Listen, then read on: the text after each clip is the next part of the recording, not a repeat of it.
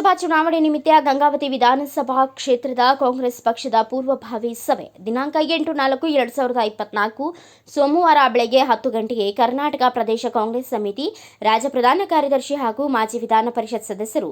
ಮಾನ್ಯ ಶ್ರೀ ಎಚ್.ಆರ್. ಶ್ರೀನಾಥ್ ಇವರ ನೇತೃತ್ವದಲ್ಲಿ ಜರುಗುವುದು. ಈ ಕಾರ್ಯಕ್ರಮದಲ್ಲಿ ಲೋಕಸಭಾ ಅಭ್ಯರ್ಥಿ ಶ್ರೀ ರಾಜಶೇಖರ್ ಇಟ್ನಾಳ್, ಸಚಿವರಾದ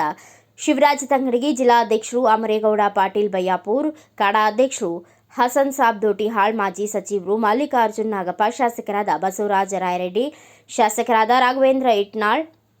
ನಗರ ಬ್ಲಾಕ್ ಅಧ್ಯಕ್ಷರಾದ ಶಾಮಿದ್ ಮನಿಯಾರ್, ಮುಖಂಡರಾದ ಹನುಮಂತಪ್ಪ ಅರಿಶಿನಕೇರಿ ಹಾಗೂ ಮುಂಚೂಣಿ ವಿವಿಧ ಘಟಕಗಳಾದ ಯುವ ಘಟಕಗಳು ಹಾಗೂ ಹಿಂದುಳಿದ ವರ್ಗಗಳ ಘಟಕ, ಎಸ್ಸಿ/ಎಸ್ಟಿ ಘಟಕ, ಅಲ್ಪಸಂಖ್ಯಾತರ ಘಟಕ,